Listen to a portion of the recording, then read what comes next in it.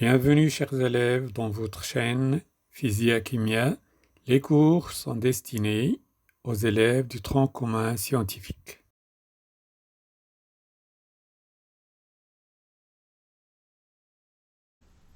Dans nos activités de tous les jours, on exerce des actions mécaniques sur des corps et en même temps on subit des actions mécaniques exercées sur nous par d'autres corps. On étudie quelques exemples d'actions mécaniques. Dans l'exemple présenté ci-contre, on a un ballon en équilibre sur une chaise. Le ballon est donc un corps receveur, la terre et la chaise sont les corps acteurs.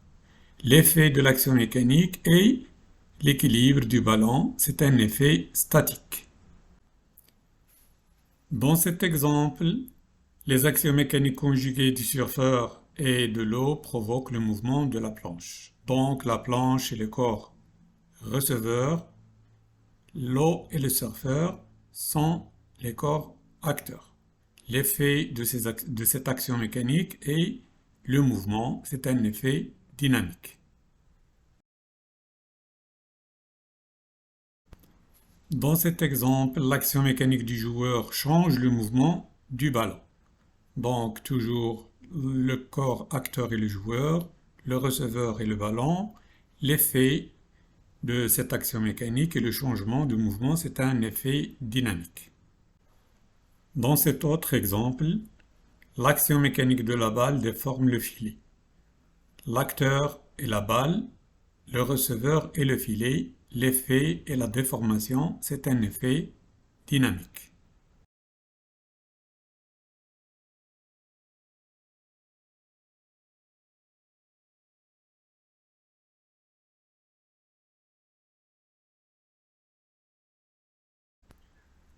On résume alors, les effets d'une action mécanique peuvent être soit la mise en mouvement, soit le changement de mouvement, soit la déformation, soit la mise en équilibre. On modélise une action mécanique par une force dont les caractéristiques sont le point d'application, la droite d'action, le sens et l'intensité qu'on mesure avec un dynamomètre dont l'unité est le newton.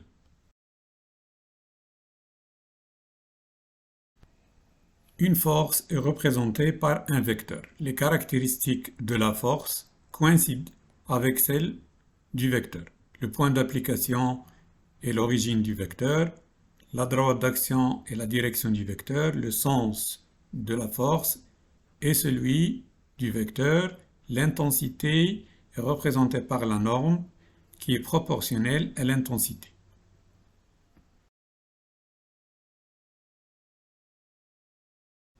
Nous allons étudier quelques exemples de force. Dans ce premier exemple, on s'intéresse à la tension d'un câble. Dans notre exemple, l'alpiniste est soutenu grâce à la tension du câble. La tension du câble, on peut la définir comme ça, la tension d'un câble ou d'un fil ou d'une corde est la force notée avec le vecteur T exercée sur le corps qui est accroché à ce fil ou à cette corde ou à ce câble.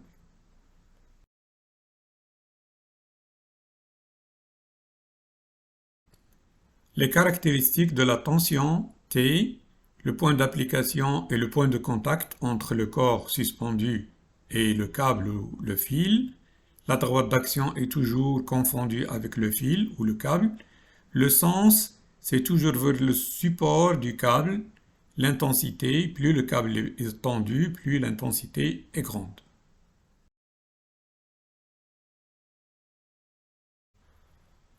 Un autre exemple de force, la réaction d'un plan sur un corps posé ou se déplaçant sur ce plan. Dans cet exemple, la piste de ski exerce une force de réaction sans frottement sur le skieur. La réaction d'un plan est la force notée avec le vecteur R, exercée sur un corps posé ou se déplaçant sur le plan. Si la réaction est représentée verticalement sur le plan, cela veut dire qu'il n'y a pas de frottement.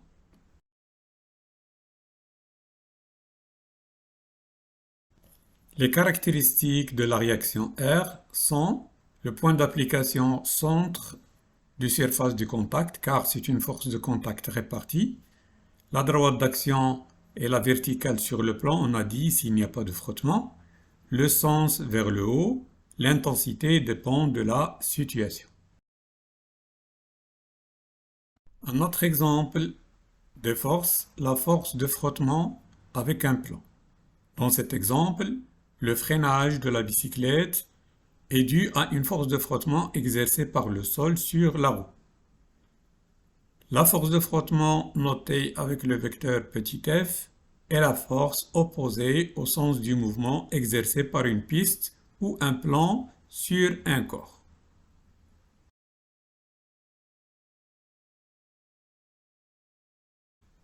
Les caractéristiques de la force de frottement.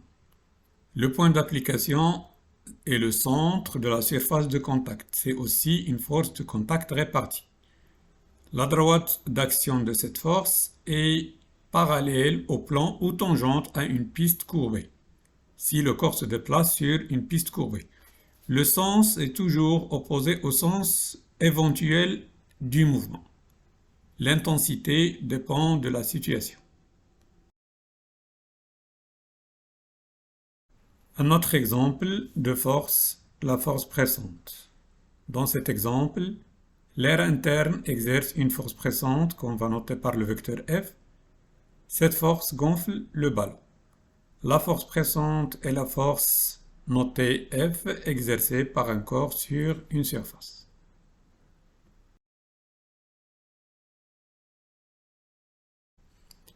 Les caractéristiques de la force pressante sont le point d'application, centre de la surface de contact.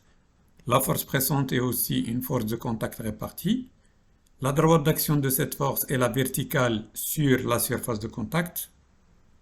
Le sens est toujours vers l'extérieur.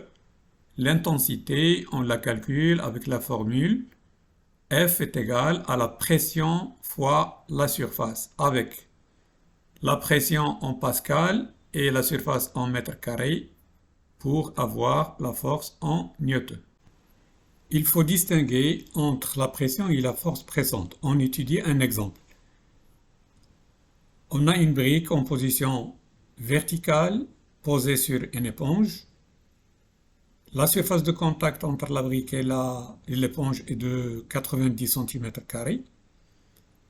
L'intensité de la force exercée par la brique sur l'éponge est égale à celle du poids de la brique, F égale à 20 newtons. On calcule alors la pression en utilisant la relation précédente, P égale F sur S, 20 newtons divisé par 0,09 m². Il faut convertir en mètres carrés. Ça nous fait à peu près 2222 pascal. Dans la deuxième situation, la brique est horizontale. La surface de contact est plus grande, elle est de 120 cm². Et pour la même intensité de force, puisqu'on a la même brique, c'est la même intensité du poids, F égale à 20 newtons. On calcule encore une fois la pression, cette fois, on obtient presque 1667 pascal. Donc on remarque bien que la pression est plus faible. On peut définir la pression comme étant l'effet d'une force pressante sur une surface. La pression est égale à l'intensité de la force divisée par la surface pressée. Dans la situation 1, l'effet, comme vous pouvez le constater, la brique s'enfonce plus dans l'éponge car la surface est plus petite. Par contre, dans la deuxième situation, elle s'enfonce moins car la surface de contact est plus grande.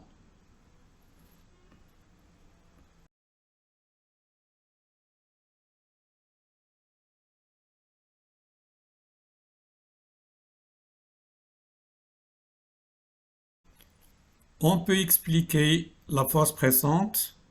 Au niveau microscopique, on interprète ça par le choc des particules d'un solide ou d'un gaz contre la paroi, c'est-à-dire la surface d'un réservoir qui contient ce gaz ou ce liquide. La force présente est perpendiculaire à la surface de contact. C'est la résultante de toutes les forces microscopiques.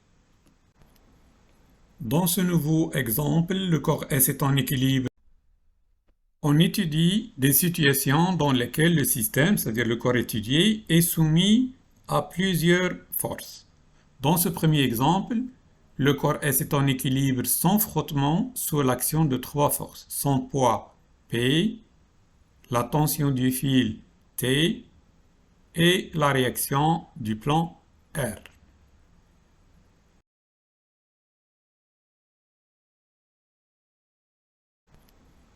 Dans ce nouveau exemple, le corps S est en équilibre avec frottement sous l'action de quatre forces. Le poids P, la tension du fil et la réaction du plan. La réaction du plan a deux composantes. Une composante verticale qui s'appelle la composante normale, on l'a représentée par R, et la composante horizontale, on l'a représentée par la force de frottement F. La force de frottement, comme on a dit, est toujours opposée à un sens éventuel du mouvement. Dans cet exemple, s'il y a mouvement, ça ne peut être que dans le sens de la tension du fil.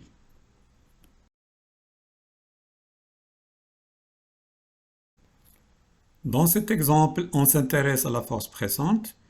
Les vitres des fenêtres sont sous l'action de la force pressante de l'air atmosphérique, de l'intérieur comme de l'extérieur.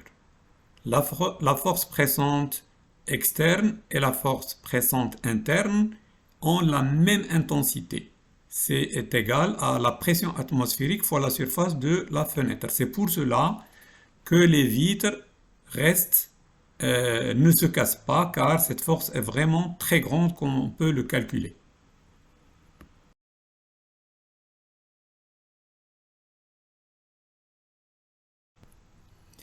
Un autre exemple, un avion en vol est soumis à quatre forces. Son poids, P, exercé par la Terre, la réaction de l'air, ce qu'on appelle la portance, la force de propulsion exercée par les moteurs et les hélices, etc., et la force de l'air, qui peut être comme une force de frottement et qui est appelée la traînée.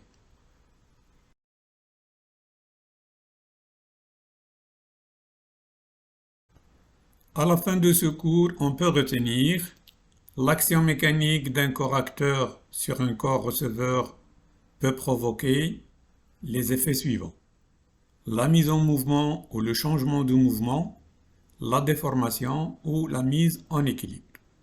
L'action mécanique peut être à distance ou de contact localisé ou réparti. L'action mécanique est modélisée par la force. La force est représentée par un vecteur. Les caractéristiques de la force sont celles du vecteur, à savoir le point d'application qui coïncide avec l'origine du vecteur, la droite d'action et la direction du vecteur, le sens est celui du vecteur, l'intensité est représentée par la norme qui est proportionnelle à l'intensité et qu'on utilise une échelle en Newton pour la représenter.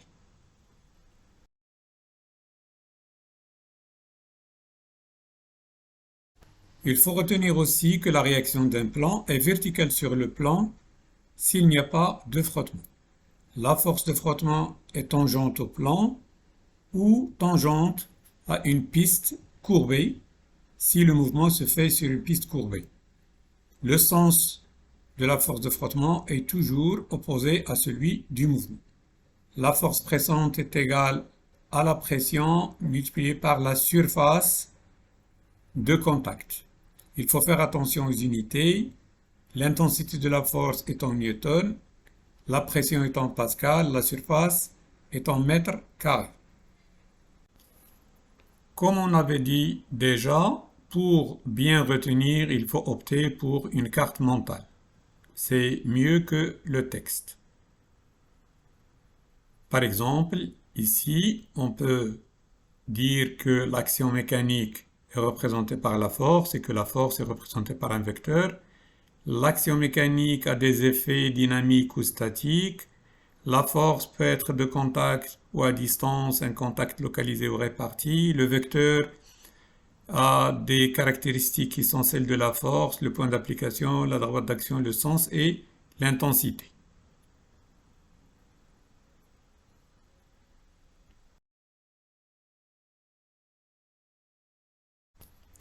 Il faut aussi retenir que la réaction d'un plan est verticale au plan s'il n'y a pas de frottement et que la force de frottement est toujours parallèle au plan et de sens opposé au sens du mouvement.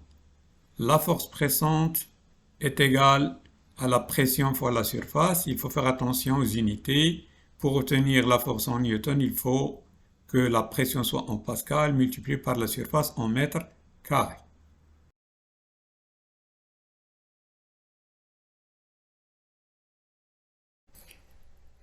Je vous remercie pour votre attention, chers élèves, et à bientôt avec un nouveau cours.